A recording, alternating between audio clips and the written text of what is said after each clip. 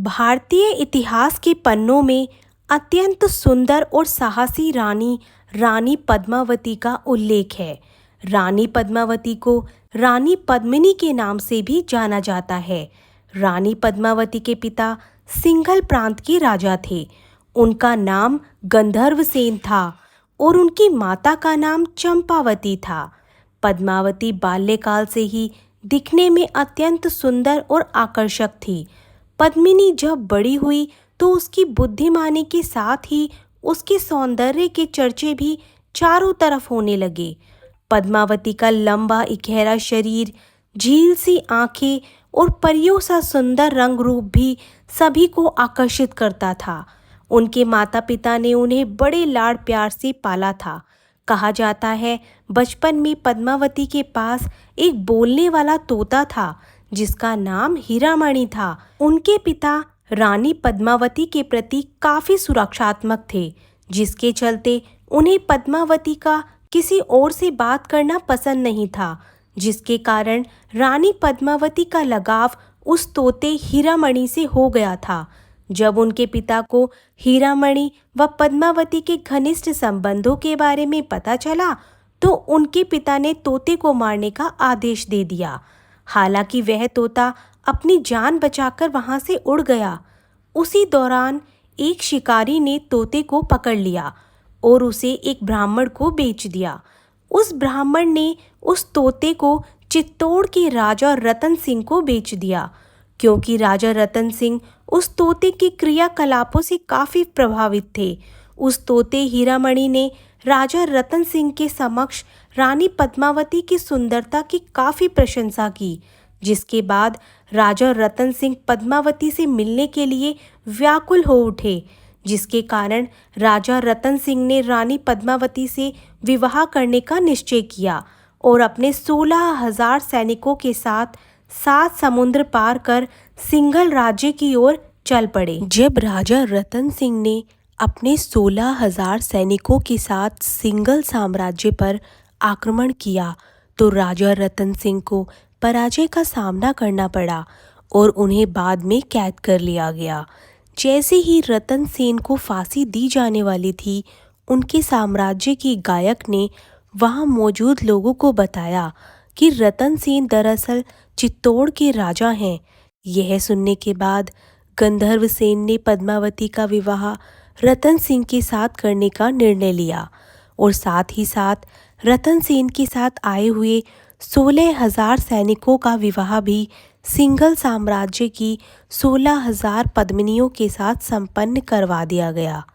जल्द ही रतन सेन को एक संदेशवाहक पक्षी के द्वारा संदेश प्राप्त हुआ कि उनकी पहली पत्नी नागमती राजा रतन सेन के लिए वापस चित्तौड़ लौट रही है। यह संदेश प्राप्त करने के बाद रतन सेन ने तुरंत चित्तौड़ लौटने का फैसला किया। राजा रतन सिंह रण कौशल और राजनीति में निपुण थे। उनका भव्य दरबार एक से बढ़कर एक योद्धाओं से भरा हुआ था। चित्तौड़ की सैन्य शक्ति और युद्ध कला दूर दूर तक मशहूर थी।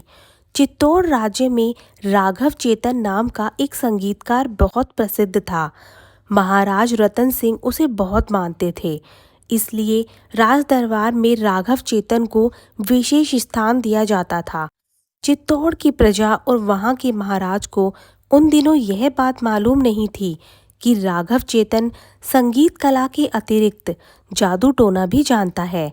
ऐसा कहा जाता है कि राघव चेतन अपनी इस काली शक्ति का उपयोग शत्रु को परास्त करने और अपने कार्य सिद्ध करने के लिए किया करता था। एक दिन राघव चेतन जब अपना कोई तांत्रिक कार्य कर रहा था, तब उसे रंगे हाथों पकड़ लिया गया और उसे राजा रतन सिंह के समक्ष पेश कर दिया गया। सभी दलीलों को सुनने के बाद महाराज ने राघव चेतन को दोषी पाया और तुरंत उसका मुंह काला करके गधे पर बैठाकर देश से निकाल दिया। अपने अपमान का बदला लेने के लिए राघव चेतन अब अपना एक ही लक्ष्य बनाकर बैठ गया था। वह चाहता था चित्तौड़ के महाराज रतन सिंह का संपूर्ण विनाश। अपने इसी उद्देश्य के साथ वह दिल्ली राज्य चला गया। वहां जाने का उसका मकसद दिल्ली के बादशाह अलाउद्दीन खिलजी को उकसाकर चित्तौड़ पर आक्रमण करवाकर अपना बदला पूरा करना था। 12वीं और 13वीं सदी में दिल्ली की गद्दी पर अलाउद्दीन खिलजी का राज था। उन दिनों दिल्ली के बादशाह से मिलना इतना आसान नहीं था, इसलिए राघव चेतन दिल्ली के पास एक जंगल में अपना डेरा डालकर रहने लगा, क्योंकि वह जानता था कि दिल्ली के बादशाह अलाउद्दीन खिलजी शिकार के शौकीन हैं। एक दिन जब अलाउद्दीन खिलजी शिकार खेलने गया, तब उसे वहां सुरीली बांसुरी की आवाज सुनाई दी। वो राघव चेतन ही था। अलाउद्दीन खिलजी राघव चेतन को अपने पास बुला लेता है और राज दरबार में आकर अपना हुनर प्रदर्शित करने के लिए कहता है। तभी चालाक राघव चेतन अलाउद्दीन खिलजी से कहता है, आप मुझ जैसे साधारण कलाकार को अपने दरबार की शोभा बनाकर क्या करेंगे? अगर हासिल ही करना है तो अन्य संपन्न राज्यों की ओर नज़र दौड़ाइए, जहां एक से बढ़कर एक बेशकीमती नगीने मौजूद हैं और उन्हें जीतना और हासिल करना बहुत मुश्किल है। अलाउद्दीन खिलजी तुरंत राघव चेतन को पहेलियां बुझाने की बजाय साफ साफ अपनी बात बताने को कहता है। तब राघव चेतन चित्तौड़ राज्य की सैन्य शक्ति, चित्तौड़गढ़ की सुरक्षा, वहां की संपदा से जुड़ा एक एक राज खोल देता है और राजा रावल रतन सिंह की धर्मपत्नी रानी पद्मावती के अद्भुत सौंदर्य का बखान भी करता है। यह सब बातें जानकर अलाउद्दीन खिलजी चित्तौड़ राज्य पर आक्रमण करके वहां की संपदा लूटने, वहां कब्जा करने और रानी पद्मावती को हासिल करने का मन बना लेता है। कहा जाता है रानी की सुंदरता का बखान सुनकर अलाउद्दीन उन पर मोहित हो गया था। उसे लगने लगा था कि ऐसी सुंदर रानी को तो उसके महल में होना चाहिए। सुल्तान खिलजी रानी पद्मावती की एक झलक पाने को बेताब था, इसलिए चित्तौड़गढ़ किले की घेराबंदी के बाद खिलजी ने राजा रतन सिंह को संदेशा भेजा कि वो रानी पद्मावती से मिलना चाहता है और उनसे मिलने के बाद वहां से चला जाएगा। रतन सिंह के महल पहुंचकर भी अलाउद्दीन खिलजी रानी का चेहरा नहीं देख सका, क्योंकि परंपरा के अनुसार रानी किसी पराये मर्द को अपना मुंह नहीं दिखाती और घूंघट में ही रहती थी। यह बात जानकर खिलजी ने रतन सिंह से आग्रह किया कि वह रानी को देखना चाहते हैं, लेकिन रानी ने मना कर दिया। रतन सिंह ने रानी को समझाया कि खिलजी एक बहुत बड़े साम्राज्य के सुल्तान हैं, उन्हें मना करना ठीक नहीं होगा। यह सब जानकर रानी मान गई, लेकिन रानी ने एक शर्त रखी। शर्त यह थी कि खिलजी शीशे में ही उनको देख सकता है, वो भी रतन सिंह और कुछ दासियों के सामने। यह शर्त खिलजी ने स्वीकार कर ली थी। रानी पद्मावती के सुंदर चेहरे को कांच के प्रतिबिंब में जब अलाउद्दीन खिलजी ने देखा, तो उसने सोच लिया कि रानी पद्मावती को अपना बनाकर ही रहेगा। अलाउद्दीन को उसके शिविर में वापस भेजने के लिए जब रतन सिंह उसे बाहर छोड़ने के लिए जा रहा था, तो खिलजी ने मौका देखकर रतन सिंह को बंदी बना लिया और पद्मावती की मांग करने लगा।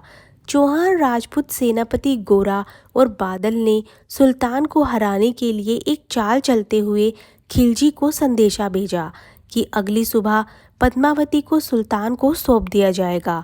अगले दिन सुबह 150 पालकियां किले के खिलजी के शिविर की ओर रवाना हुई। पालकियां वहां रुक गई जहां पर रतन सिंह को बंदी बनाया गया था। पालकियों को देखकर रतन सिंह को लगा कि इन पालकियों में रानी भी साथ आई होगी, लेकिन उन पालकियों में ना तो उनकी रानी थी और ना ही दासियां थी।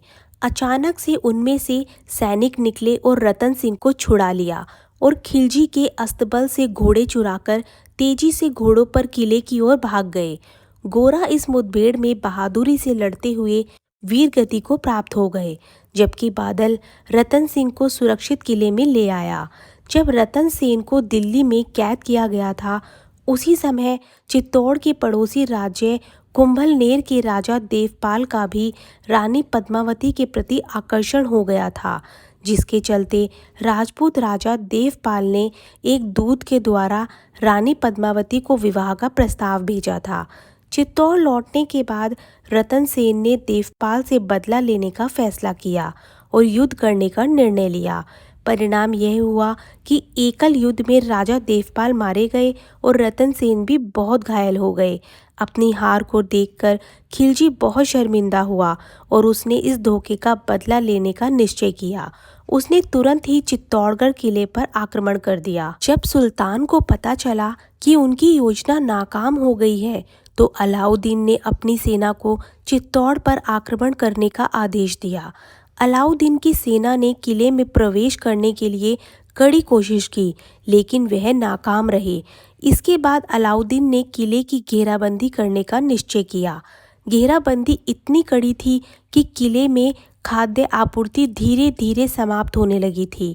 अंत में रतन सिंह ने द्वार खोलने का आदेश दिया और अलाउद्दीन के सैनिकों से लड़ते हुए रतन सिंह वीरगति को प्राप्त हो गए। यह सूचना पाकर रानी पद्मावती ने सोचा कि अब सुल्तान की सेना चित्तौड़ के सभी पुरुषों को मार देगी। तब चित्तौड़ की औरतों के पास दो ही विकल्प थे कि या तो वह जौहर करें या फिर विजयी सेना के समक्ष अपना अपमान होने दें। रानी पद्मावती के सामने दो विकल्प रह गए थे, वह मुगलों के सामने आत्मसमर्पण करे या फिर जौहर करे। उन्होंने निर्णय लिया कि दुश्मनों के सामने आत्मसमर्पण करने से अच्छा है कि देश की आन बान के लिए अपना बलिदान दिया जाए। उन्होंने एक बड़ा हवन कुंड बनवाया और 16,000 राजपूत महिलाओं के साथ हवन कुंड में अपने आप को समर्पित कर दिया। अपने देश के स्वाभिमान के लिए ऐसा उदाहरण शायद ही कहीं मिलता हो। दोस्तों, ये थी रानी पद्मावती और उनकी 16,000 दासियों की जौहर की कहानी। अगर आपको आज की हमारी ये कहानी अच्छी लगी है तो चैनल को सब्सक्राइब जरूर करें। Thank you.